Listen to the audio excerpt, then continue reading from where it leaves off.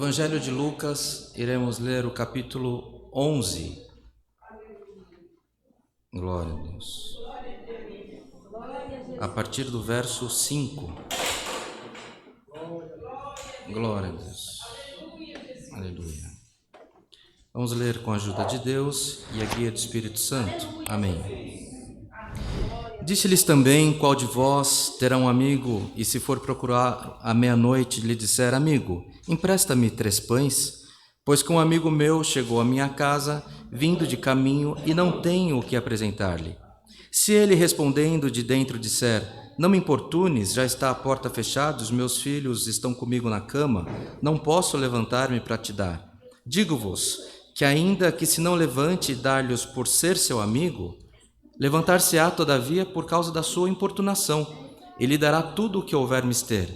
E eu vos digo a vós: pedi, e dar-se-vos-á; buscai, e achareis; batei, e abrir-se-vos-á. Porque qualquer que pede, recebe, e quem busca, acha, e a quem bate, abrir-se-lhe-á. E qual o pai dentre vós que, se o filho lhe pedir pão, lhe dará uma pedra? Ou também, se lhe pedir peixe, lhe dará por peixe uma serpente? Ou também, se lhe pedir um ovo, lhe dará um escorpião? Pois, se vós, sendo maus, sabeis dar boas dádivas aos vossos filhos, quanto mais dará o Pai Celestial o Espírito Santo àqueles que lhe o pedirem. Somente até aqui, irmãos. Amém. Glória a Deus. Somos gratos ao Senhor, irmãos, pela ordem do culto, pela comunhão que o Senhor tem colocado no meio de nós, porque o hino vai gerando uma comunhão, a oração gera comunhão, o testemunho gera comunhão, e o Senhor vai abrindo os céus para falar conosco pela sua palavra. Não é o homem que prepara, mas é o sentimento que o Senhor vai tocando no coração de um, de outro, e Ele vai criando a maneira como Ele vai tocar a tua vida, como Ele vai tocar a tua história. Nessa manhã, o Senhor nos lembra a respeito desse conselho. Os discípulos estavam com Cristo, estavam conversando, e eles pedem então que os discípulos pediram ao Senhor que os ensinasse a orar.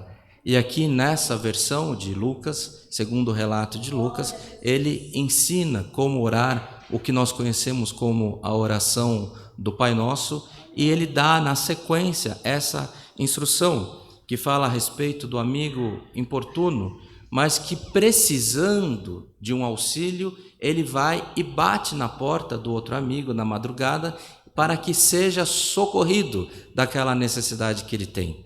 E o Senhor Jesus então deixa aqui a instrução para os discípulos, e essa instrução chega na nossa vida, nesse domingo, nesse primeiro dia de fevereiro, que Ele nos ensina que se nós tivermos fé e se nós batermos na porta da misericórdia, o Senhor atenderá às nossas súplicas. Só que antes de nós lermos a respeito dessa parte que se bater a porta se abre, nós ouvimos a respeito do amigo importuno. E o amigo importuno é aquele que ele, vendo a necessidade na casa dele, vendo que ele não tinha como socorrer o amigo que havia chegado, ele sai e fala: eu vou resolver esse problema. Eu não sei como, mas eu vou resolver. Dinheiro eu não consigo ganhar, mas eu vou bater em alguma porta, vou bater na porta de fulano, vou bater na porta de ciclano, e alguém vai me socorrer. Então o Senhor Jesus ensina por essa parábola, por esse ensinamento, que nós, na nossa necessidade, não podemos ficar sem nos esforçarmos. Então, seja na saúde, seja no trabalho, seja na relação familiar, seja onde nós estivermos inseridos. Por exemplo, o testemunho que o irmão Rubens nos deu, ele deu o problema que ele teve, precisou ser internado, está tomando a medicação, ele confia no poder de Deus, mas está tomando o anticoagulante porque sabe que pode dar um problema. E não é que eu vou pedir para Deus e vou ficar de braços cruzados. Está faltando mantimento na minha casa, eu vou pedir para Deus e não vou correr. Meu cliente não está vindo no meu trabalho e eu vou ficar no celular somente, eu não vou me esforçar. Ontem eu tive uma experiência que eu fui com a minha filha num evento e tinha uma lojinha.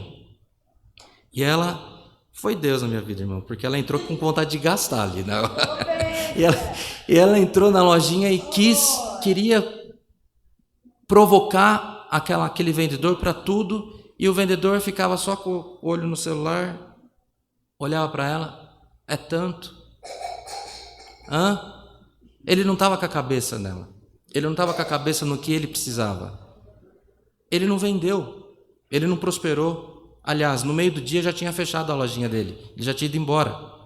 E o Senhor Jesus não aceita isso. O Senhor Jesus está nos instruindo, Ele instruiu os discípulos, Ele está nos instruindo que nós precisamos nos esforçarmos. Nós precisamos bater na porta da misericórdia. Bater na porta, vai no médico, vai, mas pede misericórdia para o Senhor. Se você não tiver condição, o Senhor é a sua condição. Você está se esforçando, mas você superou a sua expectativa, o seu limite, é onde entra o Espírito Santo trabalhando na tua vida. Teve um tempo que eu estava no meu escritório, já contei isso aqui, e eu fui tratar uns IPTUs na prefeitura de Jandira. Saí de São Paulo, fui para Jandira, cheguei lá, encontrei o Betinho, um irmão, um moço da igreja que nós nos congregávamos. Encontrei com ele, ele me viu, veio conversar comigo, falou: você pode me levar em casa? Estava dentro da prefeitura, ele morava no limite de Itapevi com Jandira. Eu falei: lógico, claro que sim. Aí ele veio com um monte de panetone, coloquei no carro e fomos embora para a casa dele. No caminho, ele falou assim: Deus é bom, né? Eu falei assim: Deus é bom. Ele falou: não, Deus é bom, porque eu estava vendendo meus panetones, o fiscal veio, pegou, levou para a prefeitura e falou: você perdeu. Se aparecer um anjo da tua igreja, eu te libero para você ir para a tua casa.